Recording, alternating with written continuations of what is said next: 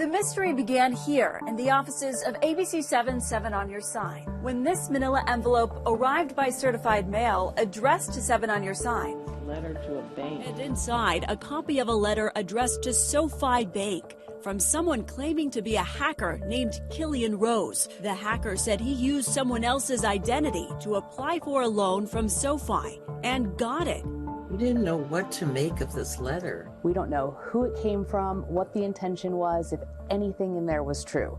The letter said, quote, "I was the person who applied for the loan under someone else's name. Sugi Harto. Sorry, Sugi Harto, but my group has a lot of your data. Your good credit makes you an easy target." He went on to boast, "You can't catch me." He was basically daring us to find him. What really made it seem more serious, though, is that the envelope was just stuffed full of highly detailed, highly sensitive information about this Sugi Harto. It has his addresses, his social security number, his work history, screenshots from Zooms. There was a copy of his driver's license, addresses, phone numbers, bank accounts, and these public records showing Sugi Harto works right here at the University of California at Berkeley. We weren't sure what to make of this. Was this really a hacker confessing to a crime, or was somebody pulling a prank on us? Did this Sugi Harto even exist? So we checked the UC Berkeley staff directory,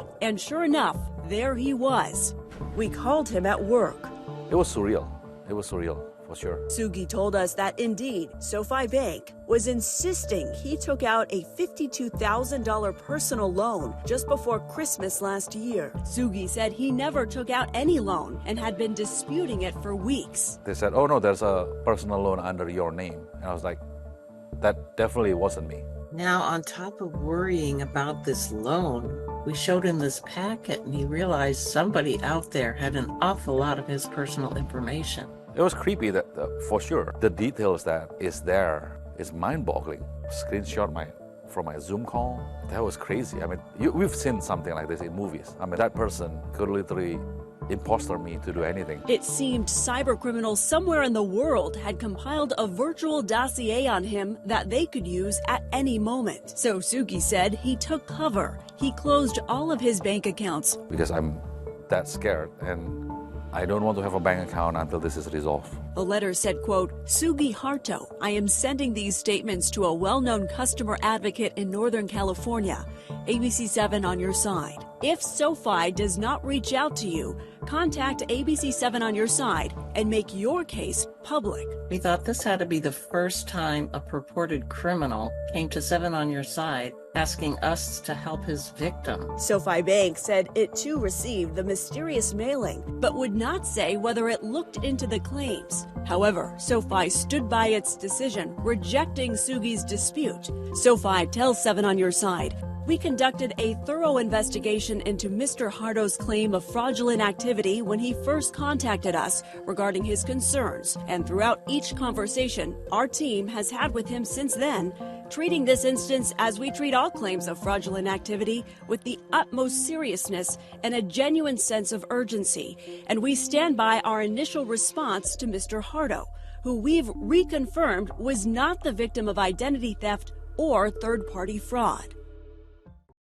SoFi continued to demand Sugi start making loan payments of $2,400 per month. It also sent him this debt collection warning. And in March, a delinquency appeared on Sugi's credit report. Sugi says he didn't know about the loan until January 5th, about 2 weeks after SoFi approved it, when the bank sent him this email. It said, "Your SoFi personal loan statement is ready." Check out your loan statement. And I was, what loan statement? He figured it was a mistake. After all, he says the loan did not show up on his credit report, nor did any credit inquiry from SoFi. So he called the bank. They were like, "You do have an account with us and we are sending you a statement." And I was like, "No, it wasn't me." SoFi agreed to investigate, but later sent him this form letter dated the very same day he'd called. It said the bank finished investigating and found no fraud. So they opened and closed the investigation in the same day.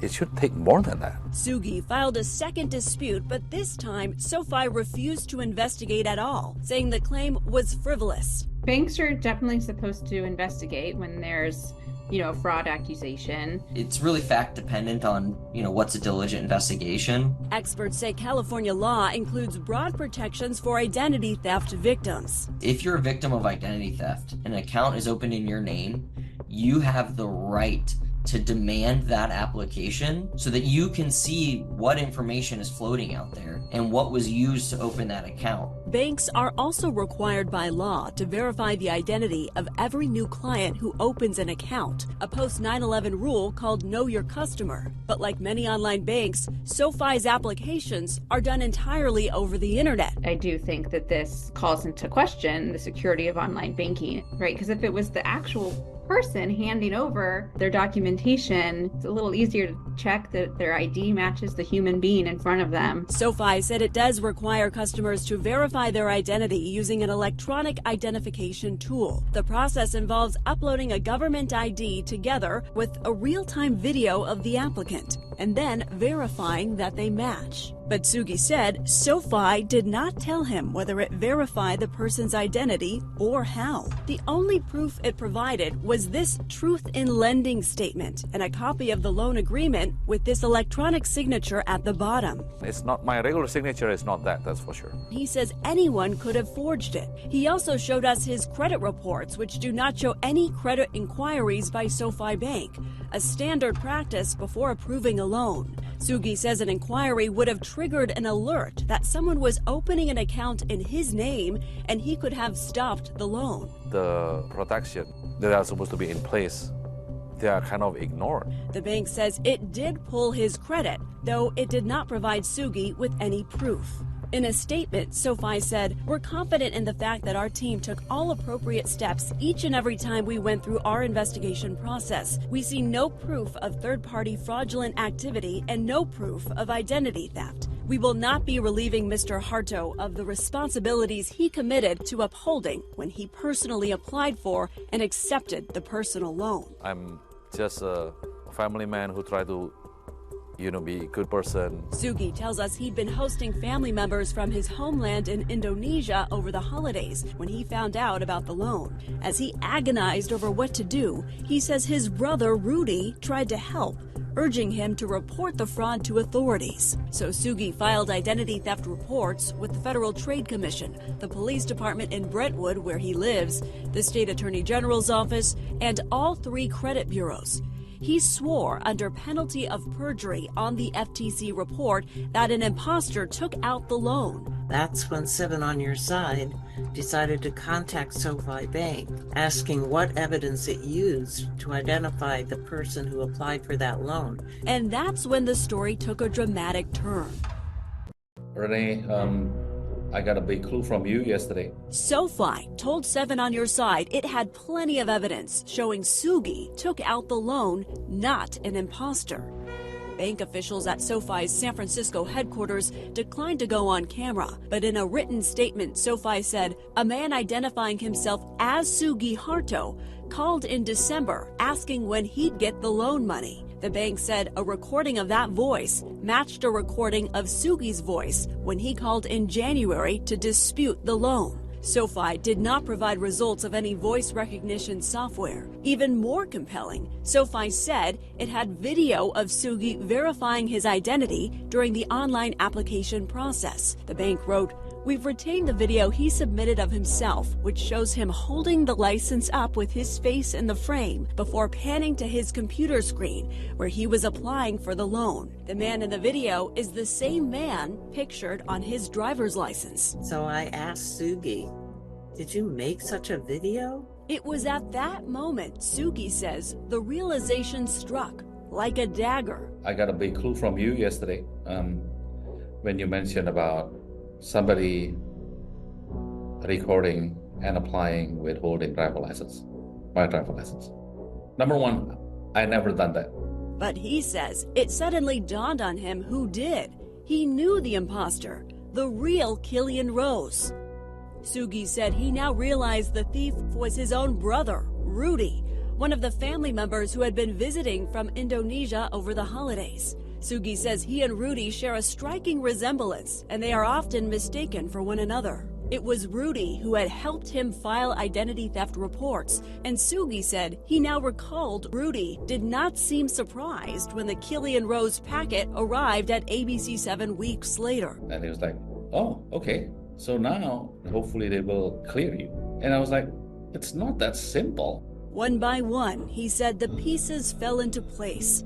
Sugi says Rudy had been staying at his Brentwood home in December and January. To make life easier for his guest, Sugi says he let his brother use his home computer, his Chase debit card, and his personal cell phone. Rudy also had access to Sugi's wallet with his driver's license. He says Rudy was alone in the house while Sugi and other family members were skiing in Oregon on the day the loan application was made. Rudy did not return to Indonesia until February, just after the Killian Rose packet was mailed. I asked him point blank, do you have anything to do with this?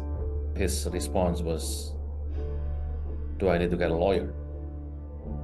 I was shocked when he said that because we are brothers. I opened my home to him, we close. We told SoFi Bank Sugi now believed it was his look-alike brother who took out the loan while he was a guest in Sugi's house. Right away, the bank softened its stance a bit, offering to let Sugi open a new claim based on family fraud. Still, all signs pointed to Sugi as the one who took out the loan. Sugi confronted his brother again. He says this time he got answers. He basically came clean. He did apply under my name. And I asked him, like, why? I mean, why? How were you able to rip me off, stay in my house? He broke down, cried. Sugi says Rudy told him he'd planned to replace the funds, but lost everything in a cryptocurrency scam. And so he tried to undo the damage by concocting the Killian Rose packet, confessing to the bank and to 7 on Your Side. He's like, that's all I could think of if I make you an alibi. Sugi says he felt torn. His brother may have scammed him, but Rudy will always be his little brother. I don't know. This is, I don't know where to go from there. My name is Rudy Yanto. I live in Indonesia. I brother with Sugi Harto. Rudy Yanto of Indonesia met with 7 on Your Side over Zoom, hoping it could help the brother he allegedly swindled. I went to America, visit Sugi Harto, my brother.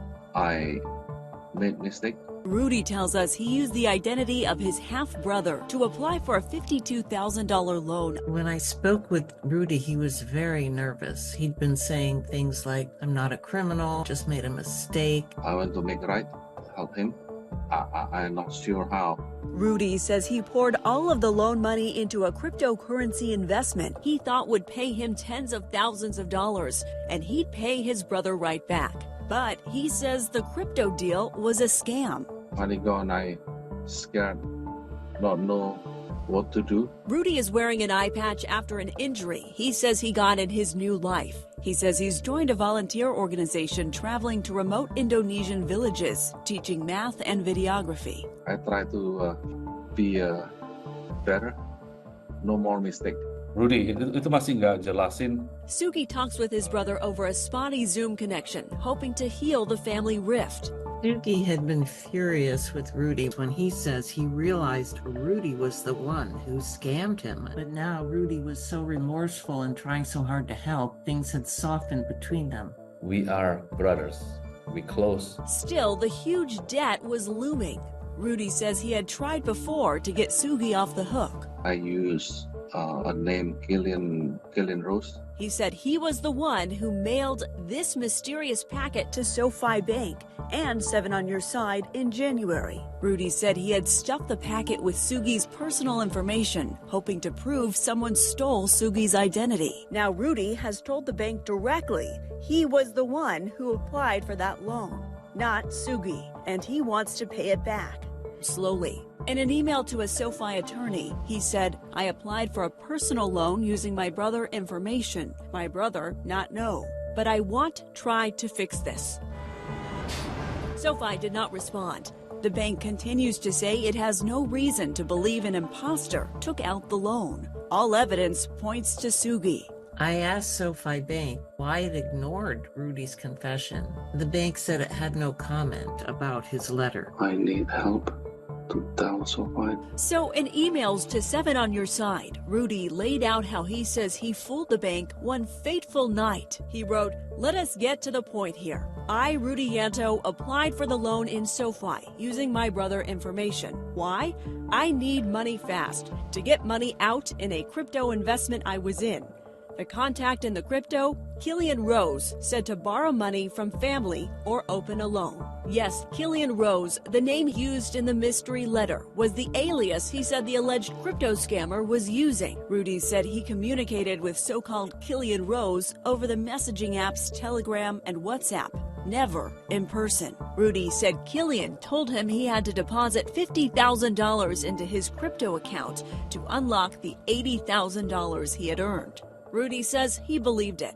But how to get $50,000? Then he says he found his chance. Rudy writes, Sugi and family left for a trip to Oregon on December 18th. Rudy says he was alone in Sugi's house. He wanted to get the crypto money out. He says Killian told him he could easily get an online bank loan. He suggested 2 banks that advertise loans in as fast as 1 day. Rudy writes, Killian gave me idea to try to open loan under Sugi name. He said, let's try, especially because I had his driver's license, know his social security number, and the bonus is I also look like him. Indeed, Rudy and Sugi bear a striking resemblance. Many can't tell them apart.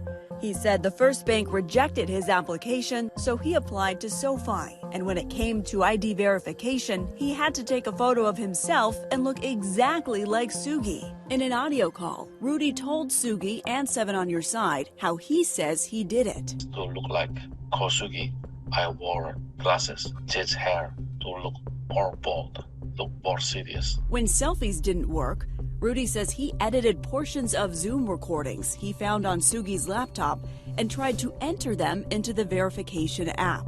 I found videos in his laptop from some video meeting. I tried more than 3 times, all kinds of my face, his video. When nothing worked, Rudy said a member of the crypto group came to Sugi's house and hacked into a database containing a security video of Sugi. Rudy claims a recording of that video got through ID verification, and the loan was approved. Application got okay same day, same night. Killian said to call and ask money arrived when I did, and SoFi said 1 to 2 days. $52,000 popped into Sugi's Chase account. Rudy says the crypto group encouraged him to go to several Chase branches to withdraw the money. The group said, no problem, especially I look like Sugi. He said he withdrew large chunks at the teller's windows using Sugi's driver's license and debit card. He says he deleted bank alerts from Sugi's cell phone, converted the money to Bitcoin, and uploaded it to the crypto group. He writes, the plan, I get money back on December 29th, then return money to Sugi and tell him everything. He then pay back SoFi. Problem, my crypto investment account closed that night, and I lost all money. Everything gone. Rudy says the stranger who went by Killian Rose took everything. He writes, I have no money, not sure how to explain to Sugi, so I stay quiet.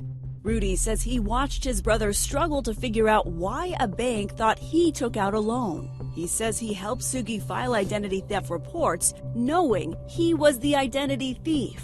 When SoFi rejected Sugi's claim, Rudy said he came up with a plan. He writes, I created the Killian Rose package, trying to help Sugi. I save his information, hoping SoFi blamed someone else.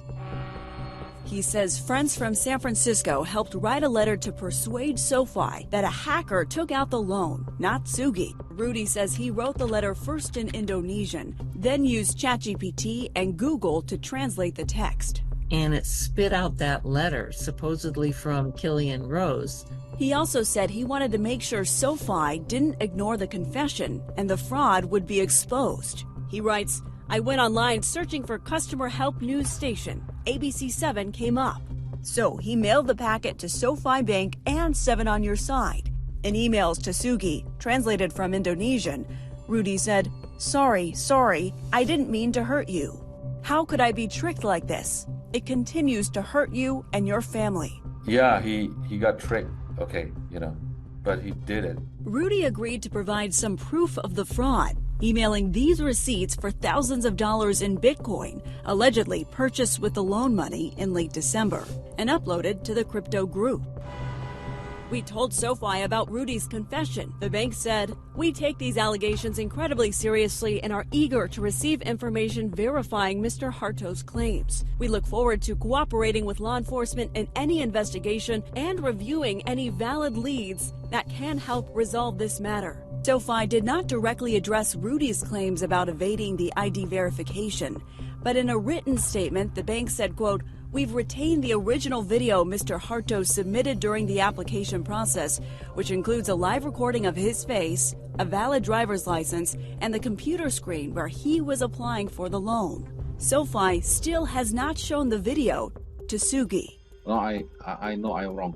I wanna ask SoFi if I can pay back slow. We can work something out. My family can stay whole. I pay, not Sugi pay. But none of that happened. There was no repayment plan, no blame for Killian Rose. I think we got another fight in our hand. Instead, Sugi discovered SoFi had quietly sold the loan to a debt buyer. Sugi says the bank never notified him. They were hoping that we'll just quit. I'm not gonna stop fighting for my right. I mean, I don't know when this is gonna end, but I will fight this till the end.